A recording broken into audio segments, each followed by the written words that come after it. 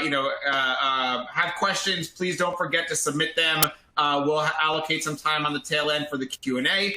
So with that, I'm going to bow out, and I'll turn it over to you, Joe and Frank. Great. Take it away. Thank you so much. Frank, how are you, man? I'm doing great. How are you? I'm good. I appreciate you taking the time out to chat today. I feel like we're in a 3-month whirlwind of virtual conference calls. So I think it's only fitting that we fit one more in on a Friday afternoon. So let's do it. Well, I think, just to frame this up, I spend a lot of my time in my role talking to executives, trying to understand what's driving their business forward, what's holding them back, trying to share feedback on what we're seeing in the market. And then, trying to align digital behavior and brand experience to that, what it looks like today, what it'll look like in the future, and that kind of thing. And maybe in addition to that, some sales and marketing initiatives that help us grow. And that's kind of a day in the life for me. I thought maybe, you've been in your role for about 3.5 years now. What's a day in the life for Frank Cooper, CMO of BlackRock? Well, that's such a hard question today because, pre-COVID-19, day in the life for me, a CMO of BlackRock, centered around elevating our brand. We as asset managers, we've been in an industry where the brand enjoyed remaining out of sight. It actually thrived on this idea that we have a set of clients, we speak to those clients only, and we don't speak to the broader world. That is no longer a viable proposition, particularly for a company like BlackRock, given the amount of assets that we manage. And so just building up the brand and in a way that's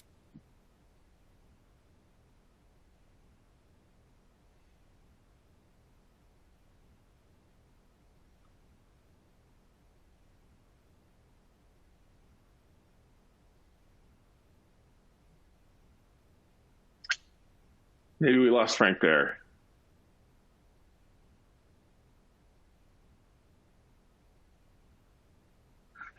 We did lose Frank. He'll be back in a moment. Hey, Joe, I'll step in a moment while, the name of my show that I launched every Mondays is Technical Difficulties for a reason, right? Exactly. I think not only are we all experiencing those, but I think we are all really pushing the limits of global internet bandwidth capacities at this point, right? With everybody streaming non-stop, right? So I'm sure our team is on with Frank. They'll get him back on here in just a second. What are you seeing from your side of the business? Like when you're talking to your clients, your partners, in terms of how they're adapting to things, are you getting any, feelings, sentiments, thoughts one way or the other there? Mind if I flip the script and put it on you for a minute? Yeah, no, that's okay. Yeah, no, I think we're seeing a couple things. We're seeing businesses that are that have shifted and they invested early in digital transformation for whatever that means to every business, right? However, digital changed the way they work, but they made those investments early and they're reaping the rewards of that now as they grow their businesses. I think then we're seeing other folks that probably didn't move as quickly as they needed to, and they're struggling with trying to reposition to make that work. On both sides of the fence, I guess there's interesting questions to be had about how you organize things, what innovations you take advantage of today, and which things you kind of leave on the table when the company's in a better position. So it's really two conversations. It's either conversations with companies that have found ways to push through and continue to grow, and conversations with companies that are struggling to do that and then are, in some state of maturity thinking wise around either it's a crisis and they're trying to figure things out, or they're positioning themselves for when we get back to whatever, quote unquote normal means. So. Yeah. It'll be interesting. We talk about this with our speakers all the time, right? In some ways, we may return to normal, and in lots of ways, we may return to normal, but in other ways, the world may be, shifted. You look at different industries, the entertainment and media industry, what's going on with movies now, releasing straight to digital. That might have, and successfully so, that may have a longer term impact, beyond the current, crisis that we're in. And so for me, it's always interesting to think about what are these changes, what are these adaptations that various businesses and industries are going through, and in what ways are we going to return back to normal, and in what way are these changes going to persist? But I think that. Oh, okay. Yeah. No, I was just going to say, I think it's incredible the just significant adoption of digital behavior that's happened across the entire world, right? Whether it's in business or consumer, it doesn't matter. But just people's behaviors have advanced so rapidly in the last 3 months that I think that has really caught a lot of people off guard. And things that used to be strange or different in the way that people interacted with brands and companies and other people, frankly, is becoming normal really quickly. And it'll be really interesting to see how these things transition into what the world looks like after this. If you look at Google running trend reports on 7-day stints, I think that's the most interesting thing to me. If you would have sat down with me, at the end of last year and said, we're going to start analyzing trends in week-long basis, I probably would have said that's not a trend, right? But it's hard to describe those things now. So, right, totally. So I see you, Frank. Yeah, I'm not sure what happened. I fell off, but hopefully this will remain stable now. We'll see. All right, it's all good. Perfect. I'm here to step in if need be. Again, as I mentioned to Joe, my weekly show is called Technical Difficulties for a reason, right? We're all experiencing it. It's the name of the game right now. So I'll turn it back over to you guys. And if it happens again, it happens again. We understand some things just kind of happen these days. So I'll let you guys take it away and keep going. Okay, thank you. Yeah. So Frank, I know we were talking about day in the life. It sounds like things have changed quite a bit, but I think what's super interesting about your background and sort of the expertise or just your perspective that you bring to the table is that you're always focused on things that take the idea of what a CMO is and what a brand is to another level. And specifically when we were talking earlier this week, you had a few things that I wanted to just touch on. The first one is putting a cultural lens on industry. It's always been a part of your career. It feels like it's an important part in sort of the purpose of your work. How do you feel that playing out today? Like, how has that changed or what's different? Honestly, I feel like that's the core difference in how I approach it compared to many other marketers, at least in financial services. I start with, I think the most important thing for building trust and building connection is empathy. And the question is, how do you do that? And for me, I look to the outside first. If there's a main blocker to empathy, it's the inside out thinking that many companies will take. They'll go, here's our expertise. This is what we've done. This is how we've built our business. And you get a rhythm around that, right? And you get efficiencies around that. And there's power in that.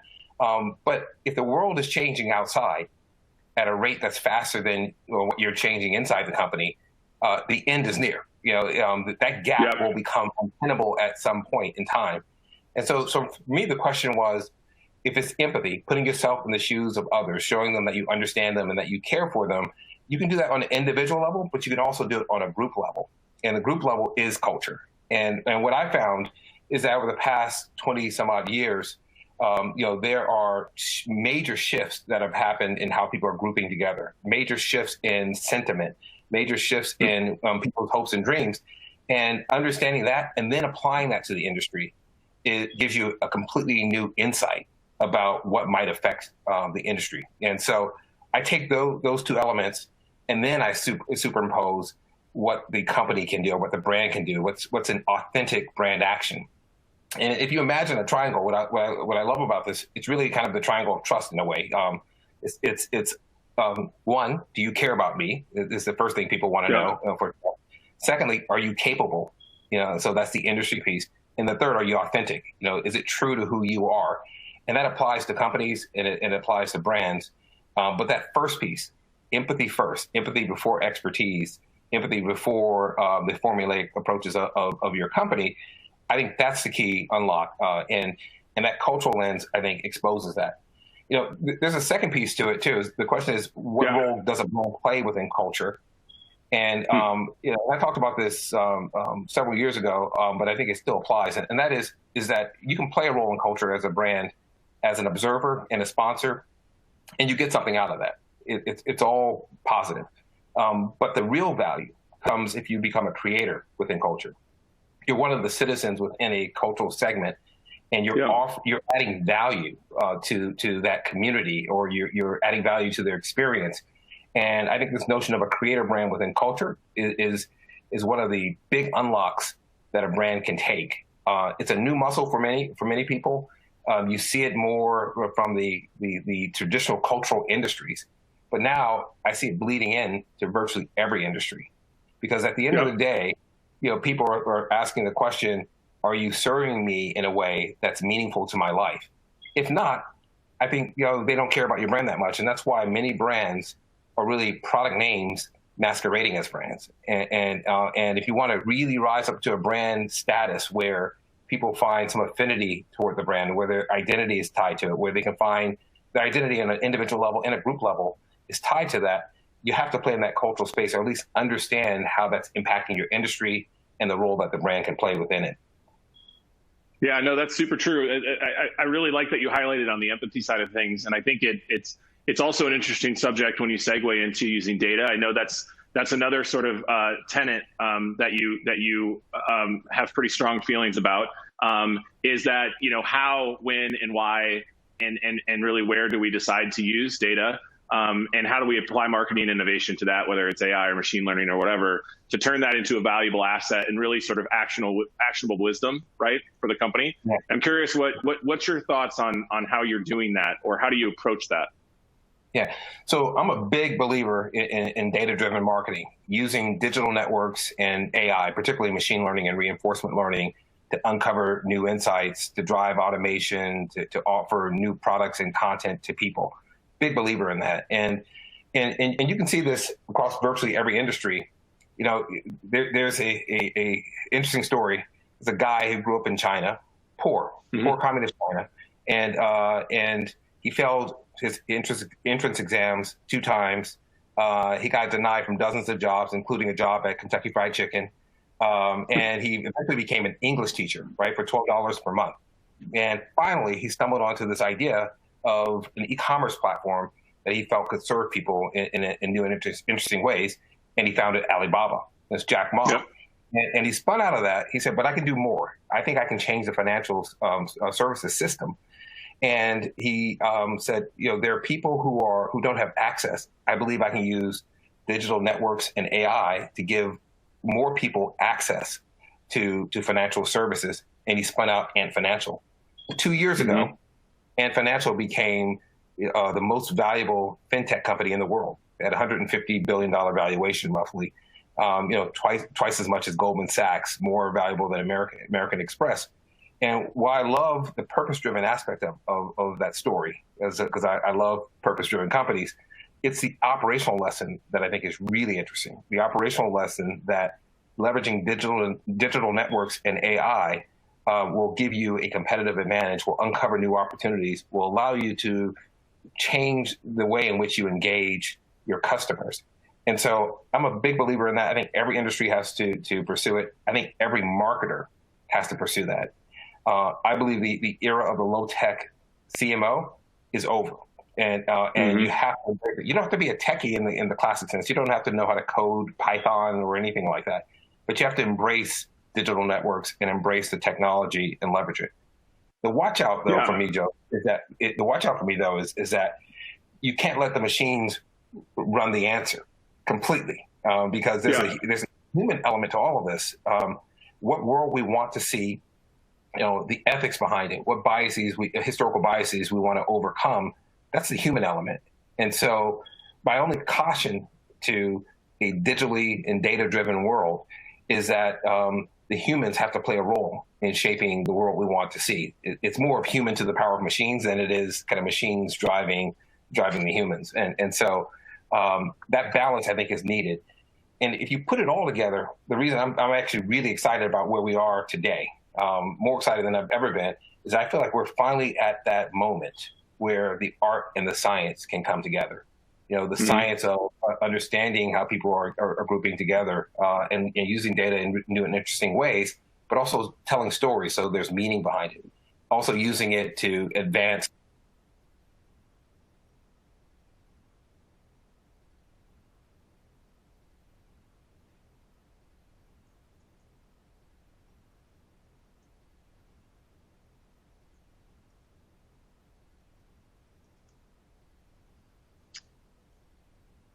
Let's,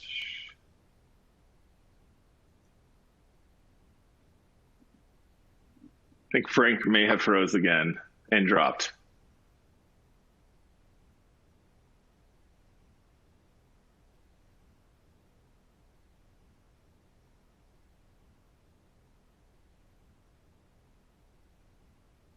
All right, I'm back. Yeah, we'll give Frank a couple more minutes to jump back in here. Yeah, I think it might just be internet connectivity issues or something. We'll get you guys a couple extra minutes. It shouldn't be a big deal to make up for it. Yeah. But yeah, no worries there. I want you and Frank to be able to pick up where you left off. But like you were telling me before about sort of those 7-day like Google Trends things that you're seeing. Like what are the do you recall anything interesting in there that kind of stood out to you? Because again, I mean, the idea of a 7-day trend is crazy, but at this wait, we got Frank. Yeah, I'm really sorry about this. I'm giving new meaning to your show, by the way. No worries. I like how Frank, you're just building the drama. You know, these dropouts and the comebacks. Just exactly. building the drama. I'll always be here to pop back in and chat with Joe if it happens again. We'll give you guys a few extra minutes to make up for it. Don't worry about it. All right. Yeah, so if you want to finish your thought, Frank, on the gotcha piece, I think you were just wrapping up on that. Yeah. I mean, I was just saying I'm really excited about this moment in time we're in because I think we're finally at a moment where the art and the science come together. And I love the science of it, and it's making us more precise, and it's uncovering things that we could not see before. But the storytelling aspect, giving meaning to people, advancing people's potential. Those are the human side of it, and we need to make sure that it is the humans driving the story. Well, I think to your point too, when you talk about just the ability for something like machine learning or AI or whatever you want to call it to be able to add value to something that already exists from a framework perspective.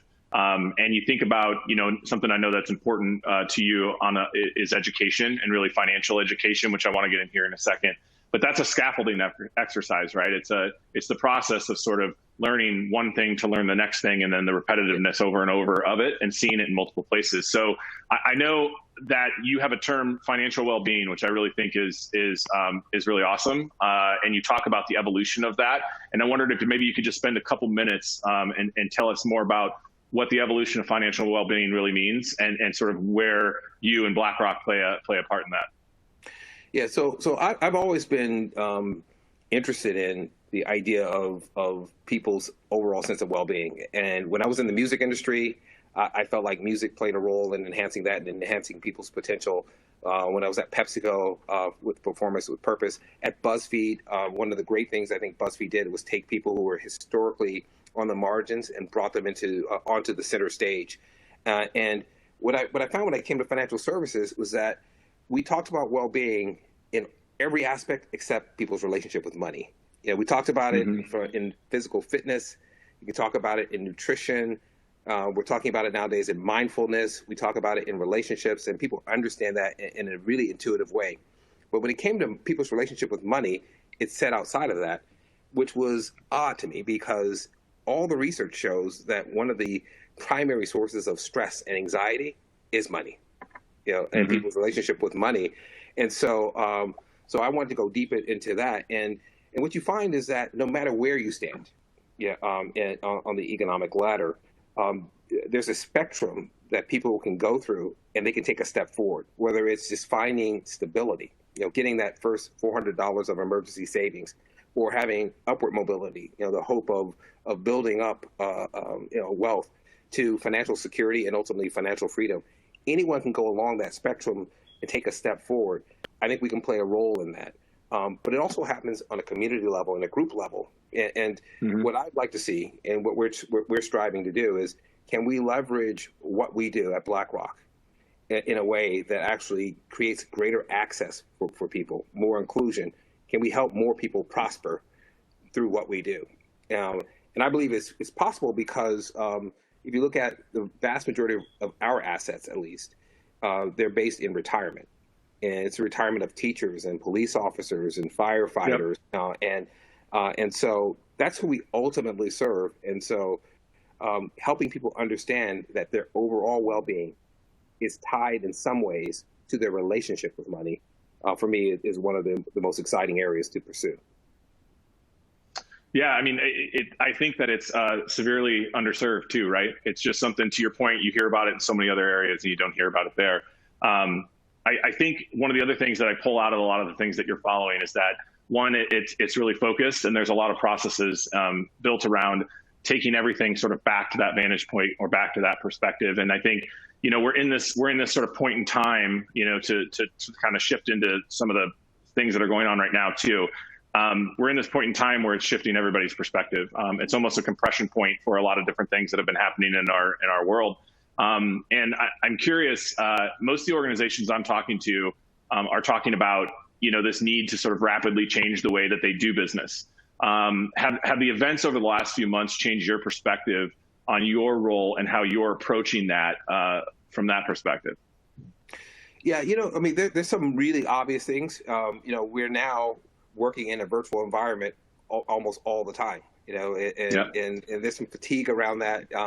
But again, and you can probably tell this, Joe, I'm an optimist at heart, so I get excited about the opportunity, not the adversity. And so, well, it's the opportunity in the adversity, right? Yeah, 100% right.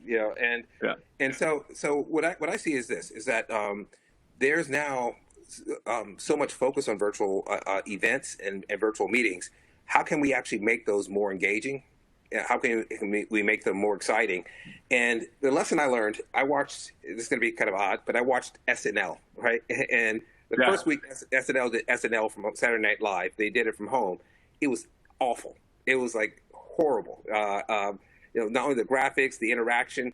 If you watched it 3 weeks later, they started to modify and evolve it in a way that they leveraged the technology so that people could actually enjoy the skits based on that technology. And so I think we have a similar opportunity.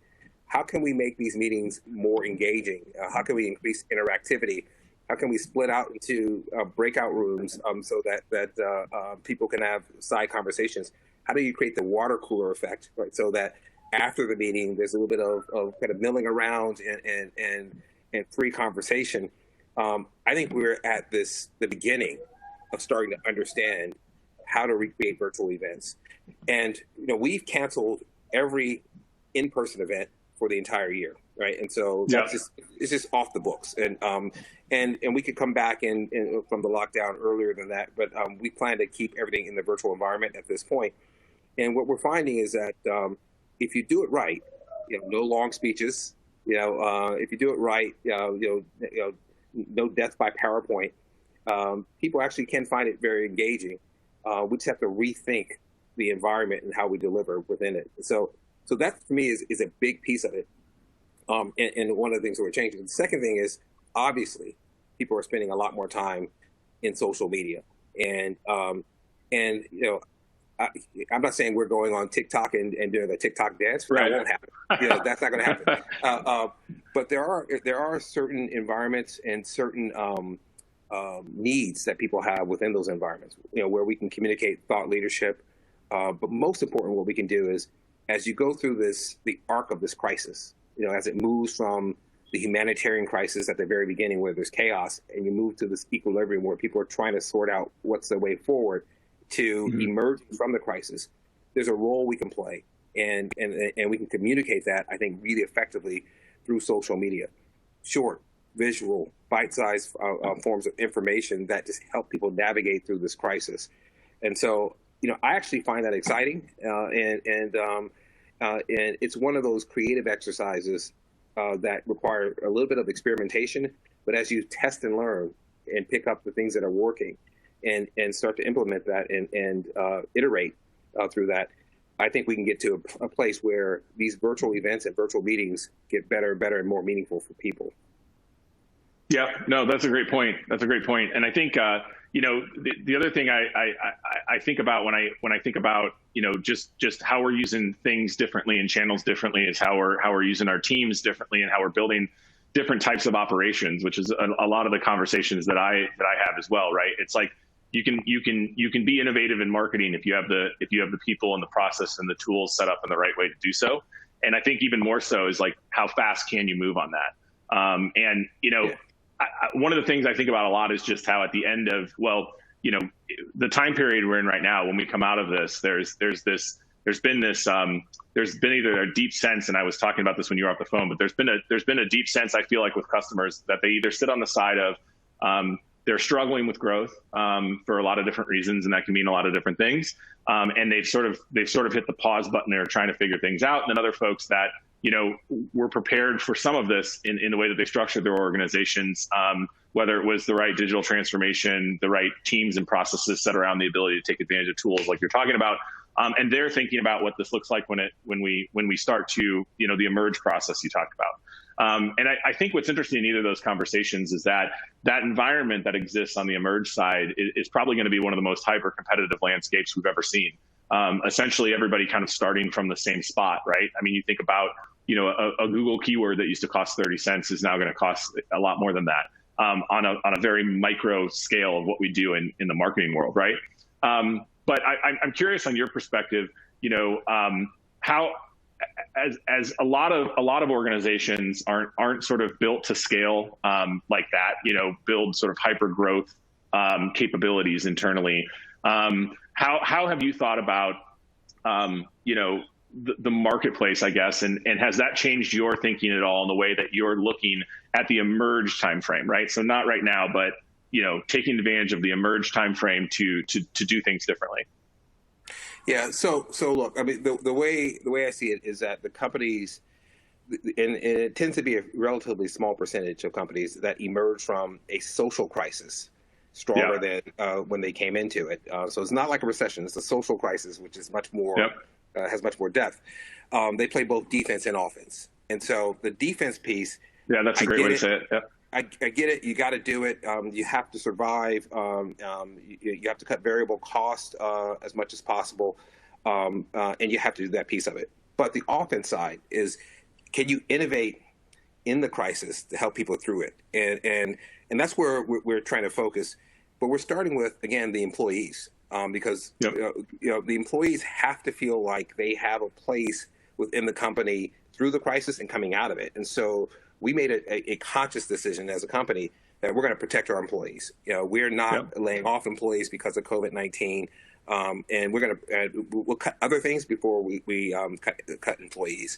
So that's the first piece of it. The second thing for me, though, is that we did a lot of work around our purpose. And, you know, what is our purpose? Why do we exist in the world? How do we serve society as a whole? We're trying to apply that purpose across those different phases of the arc of the crisis. So early on, you know, if we're going to help people experience more financial well-being, how can we do that at the humanitarian stage? How can we help people, give them information that's helpful to them as they navigate through it, you know, from savings and holding on to cash or protecting their 401k plan? But emerging out of it requires a little bit of vision and flexibility. And I think no matter whether the company is large or small, I think the companies that will win in the end will start to adapt very quickly to what they see at the end of this. And you're right. I agree with you 100%. We all know this. The world is going to be different at the end of this. And, you know, people call it the new normal, new abnormal, whatever it is. Some of the rules will change. But what won't change is those kind of foundational trends that existed before the crisis. And the crisis have a way of revealing those things, right? So in our world, in financial services, you know, one of the trends, and you can see it through the populism across all the regions of the world, is that many people feel like they are not enjoying the prosperity that a small elite group of people are enjoying. We have to address that piece. We have to figure out how do we connect to that. Before the crisis, and I think this will last after the crisis, people were saying the existential threat to the world is environmental sustainability. You know, that's not going away. And so sustainable investing, you know, we're making that our standard, and we're trying to make that the default form of investing going forward. And so those underlying trends that get revealed, accelerated, and amplified through this crisis, we don't think they're going away. We think they're going to become more important. And so we're trying to position ourselves in a way that we can actually serve people against those trends.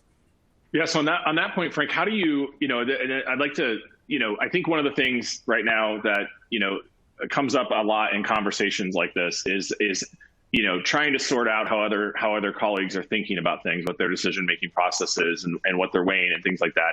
And you kind of tiptoed into the next question I was going to ask about trends. When you were off the phone, I mentioned that Google's running like trend reports in 7-day cycles right now, which of course, I have a hard time believing is a trend. But how do you determine, and you talked a little bit about it, but how do you determine, like right now, what's the difference between a trend and a circumstantial deviance from either a current trend that existed or just, a point in time sort of thing that's popular, right? How are you judging what's really a trend, what's a deviance, and what's just sort of a flash in the pan, distraction, I guess? Yeah. I mean, it's tough. I got to tell you, I mean, that's one of the toughest things to do.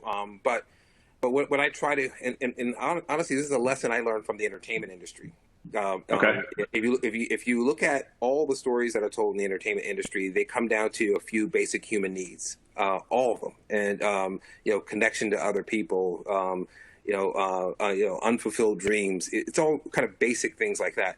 So for me, I look at whether we see clusters of data, conversations,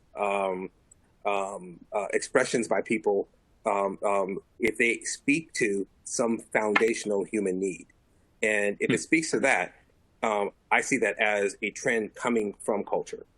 On the marketing side, what I look at is, for trends, I try to look for the things that actually help us serve people better. Does it really help us serve people better? And I look at efficiency occasionally. If it makes us more efficient, that's a great thing. But I'm actually looking more at, does it help us serve people better? So I'll give you a couple examples. The reason I'm obsessed with the data-driven marketing side is because I believe it will help us serve people better. We did a test. We put together some algorithms and created and used computers to develop kind of a reinforcement learning process to segment financial advisors, right? Because we said, hey, the way you think about financial advisors, typically you say how many assets does this financial advisor manage, and you start to group them tier 1, tier 2, tier 3, and we thought maybe there's a better way to do that. Maybe they're grouping themselves and the way they think of themselves is different than that. Can we take all the publicly available data, crunch that, and see if they're grouping in different ways? For us, it revealed some new insights, and so that would allow us to serve them better in ways that they perceive themselves, in the ways that they expect to be served. And so that to me is valuable. That's a trend on the inside in serving clients. And on the outside, what we've done is we've layered on top, and this is more like the Google approach, I guess, these rapid response client surveys. And so we're doing a test of some of what we think are the fundamental issues and seeing how our clients thinking about that. We're turning it around 24 hours. We get it back out into the marketplace to our teams internally and to the clients within a week. And wow. If you see that happening and you see kind of a persistent theme, that's when, for me at least, it starts to become a hint that that's a foundational trend and not just a fad. But I'm always checking it against, is it speaking to something foundational to people and how they operate and what needs they have and what expectations they have, rather than getting caught up in, the sizzle of a new technology or a new platform. Right. I would imagine too that makes it a lot easier to socialize those investments to your team and to fellow leadership, right? What are the other things that you found successful in socializing these types of investments where you see value? You're obviously building the case for that before you socialize it, but what are some tips, I guess, from an innovation standpoint? When you find innovation, you're socializing it with your leadership team. What are you doing? Yeah. And this varies from company to company, and this is probably the most dramatic shift for me because I've come out of, as you mentioned earlier, BuzzFeed and I would imagine and PepsiCo and every industry has its own jargon and its own logic, et cetera. But what I try to do is tie it back to some kind of commercial opportunity, and it doesn't have to be a direct tie, but it has to be something that they see as valuable. and I try to analogize it. So here's an example.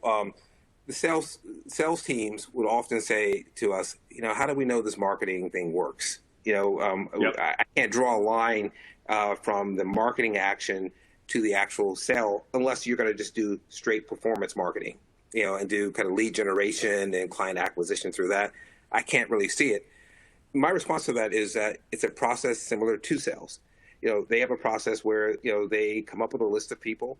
They decide, they realize that if they can interact with that list of people numerous times and get a certain kind of response, then they actually can meet with the person. They can then identify what their solutions are and what solutions they need. And then hopefully a certain percentage of that results in sales. Similarly, marketing is basically trying to go through a similar a process where we identify groups of people that we think have some affinity for us, whether they're existing clients or new clients. And then we're building up a set of communications and experiences and platforms that actually start to create opportunity for a transaction. So I try to translate in a way that they can understand it. But the main thing I do, and this is probably the most seemingly boring thing, but the most profound thing that changed, really changed everything for us internally on the marketing side, is I aligned the entire firm on how we're going to measure success in marketing, and I simplified it. Because we often say, hey, let me give you the brand chart and 19 variables that can happen, brand for someone like me and all these different variables. I kept it really simple. I said, if it's about deepening relationships with people, we're going to use an NPS score. And we use more in marketing than that, but for the vast majority of the firm, the only thing I want you to think about is the NPS score and system behind it. Yep. And how we can use that to inform our behavior going forward. Don't become obsessed with the score and say that's we're going to gamify the score, but think about that as how we're building and deepening relationships. If it's about building the brand, we're going to give you one composite score. You don't need to think about the variables underneath it. Just think about whether the score actually represents whether our brand value is increasing or not. And so by simplifying that, the entire firm just thinks about those three things: brand, acquisition of clients, and relationships. That's it. Yep. And every single marketing action, they refer back to that. And that's given non-marketers a lot of confidence that they can better judge the effectiveness of what we're doing, even if they don't understand every move. No, I think it's super smart. And, going back to one of the comments you said when you started about, the days of the CMO not being sort of technically inclined, I can't remember the exact verbiage you used, is over. I think it's even beyond that. A lot of the things that you've talked about now are really about becoming more operationally inclined, right? And attuned to the company, how it works, what its purpose is. And really the outcome of that is what you're talking about, which is people become more aligned to marketing. And so I think you've done an amazing job doing that. And it's super exciting to watch you marry those changes in the environment to some of the purpose-led initiatives that you've got. I know I'm getting like the red flag for questions right now. So I'm going to attempt to do this. I'm not exactly sure where the questions are. Q&A, here we go. And give me 1 second. I'm just going to ask these in some order here.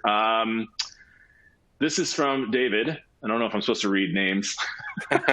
Hey, David. You talked, Frank, you talked a little bit about creator culture. Can you elaborate on what that means and how brands who aren't involved in that space can think about taking the first step? Good question. Yeah, it's a great question. So here's what I mean by that. When I was at PepsiCo, we sponsored everything. We sponsored the NFL and the NBA. We sponsored the MLB. We sponsored fashion shows, and that gets you a certain amount of visibility. It doesn't give you a lot of credibility, right? And because consumers are they're so smart now, they realize, oh, you wrote a check to be associated with something that we like. We're not necessarily going to transfer our goodwill for the thing that we like to you. And I'm not saying eliminate sponsorships, because I think it does play a role. Where they do give a brand value is when you're part of enhancing the experience. And you can be a sponsor and do that, by the way, but it's helping to create an experience that they enjoy. And that is, if you look at, again, X Games and the new games that we created at PepsiCo, it's actually being a member of the community, whatever that cultural grouping that you have, and then adding value to the experiences that they want. And so if you're in the gaming community, and you know that people are looking for a tool or maybe even a cheat, can you help them, and by adding value in that way? Can you create a platform that actually fills some kind of structural gap within a certain space? So I've done a lot of work with many kind of large celebrities who you would think would have carte blanche to do anything they want. They don't. And so can you create a platform for them to actually express themselves in ways that they want? There's value in that. A creator brand basically is a brand that actually is developing the activity themselves or the platform themselves. And it doesn't have to be this large scale thing that you develop. It just has to be something that adds value to the experience that people have within a certain community. Cool. Let's see. I'm going to pick another one out of here. I hate prioritizing, so forgive me if I don't get to a question. What measures are you feeding into the overall brand score? I think this is refer to the NPS score piece that you were talking about. And how are you gathering those metrics? Yeah, so we developed on the brand side. So NPS, we all get that. They promote. Yeah, you pushed over to non-promoter, and so that's standard. The big watch out for us on the NPS side was to convince the company and the business leaders within the company not to become obsessed with the score itself. That the score was was a signal for us about where it's an indicator of progress, right? Yeah, exactly right. Because otherwise people start gaming the score, and then as if that's in itself. On the brand side, we created our own composite. And it is brand preference. It's nothing really remarkable in the sense, but it's brand preference. It's it's awareness at the base of it, but it's also advocacy. And so it's a little bit of NPS built into it. Our goal was if someone really loves a brand, they're gonna that they would actually stand up and promote it and feel good about it and would express that. And so it's, and then finally, of course, purchase consideration. With their affinity with the brand, lead them to higher consideration for purchase. Cool. I got a question here from Lenore at Cliff Bar. Wants to know, how are you up-leveling sponsorship in these times when events aren't happening? Yeah, love Cliff Bar. We've not gone heavy into sponsorships, and that's what I was mentioning earlier. We tended to stay on the sideline of sponsorships, but where we are a sponsor, what we're trying to do is we hope to lead in this virtual event creation. And so what we're trying to do is we're working with our partners in developing virtual events where we can collaborate together, bring in talent that they might not otherwise be able to get, bring in experts, take topical areas that we know people are interested in, bringing that to the virtual event. But most important, because we are the largest asset manager out there, we can bring research, data, and insights, and we use that as a point of conversation. Again, for me, the logic has always been not so much the sponsorship and brought to you by. It's more of the sponsorship and let's co-produce some activity together, or let us fill a gap that you might otherwise have with your core audience. Yeah, and I feel like that is a hugely topical question right now amongst both on the brand side and the maker side. I know, just a personal story from a MediaMonks perspective.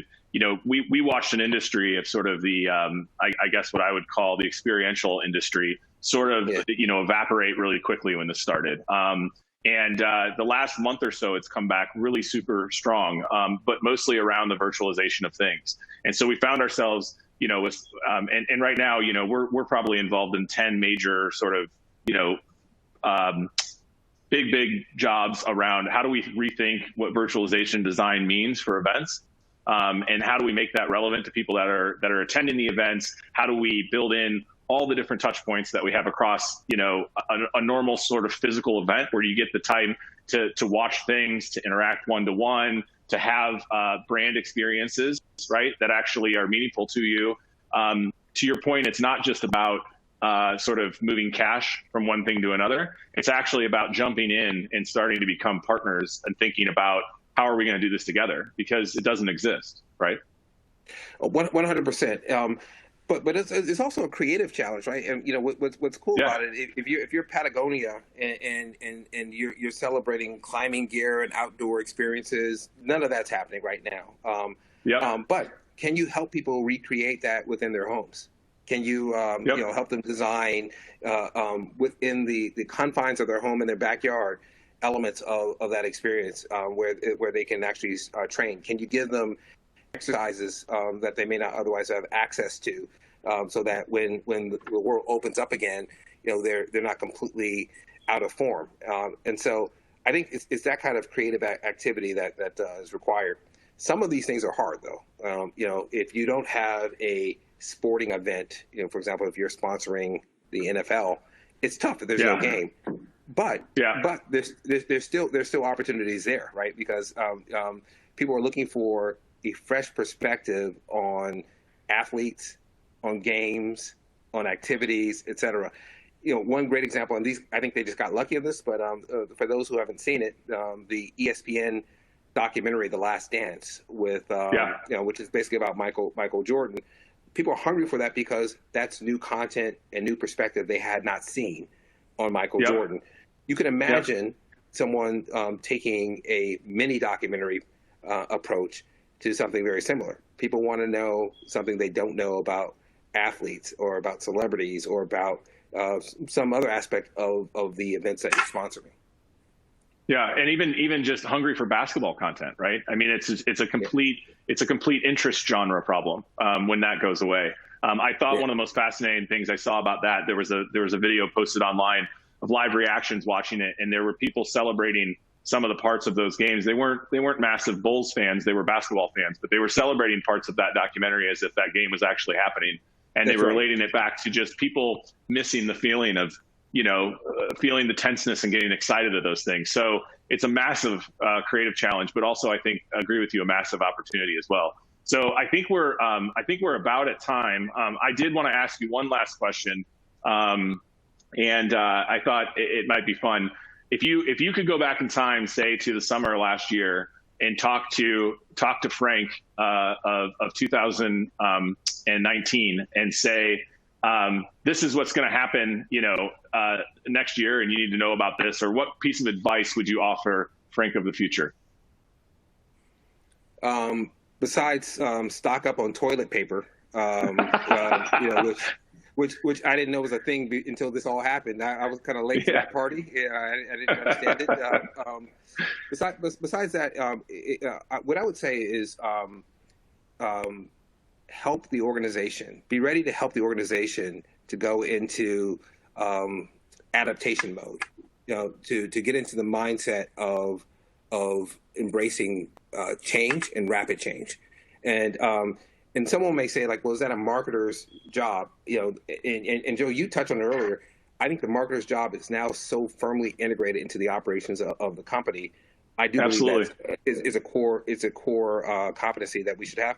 But most important, we can actually add value in that area because we start with insights. We start with research. We start with learning, and then we take that into strategy. And so, being able to feed that into the company in a much more holistic way, I would be much more disciplined about that, and I would forewarn myself. Hey, get ready for that. Get the team ready. Get the systems in place, but also get the communications channels in place so that this can spread widely throughout the company. Yep, great. Well, Frank, man, I again super appreciate you jumping in here on an afternoon. It's always a pleasure to talk to you. I think it's been 10 years or so since we had our last conversation together. So hopefully we'll make that. Let's not let 10 years go by. We'll talk again. I really enjoyed this conversation and enjoyed your insights on it too, by the way. Yeah. Thank you so much. All right. Stay safe. All right. You too. Ciao. See ya. Bye. Hey guys, can you hear me all right? Oh, hello? All right. I can hear you. Well, that was awesome. Oh. Hey guys, a little slow on my end there. Sorry about that. Well, that was fantastic. Thank you again to Joe and Frank. Always super insightful. And now we are getting ready for our last session. So we have two fantastic speakers here that I'm going to bring up right now. So we have Marty Berman from Quantcast. As you guys know, Quantcast is the world's largest AI-driven audience behavior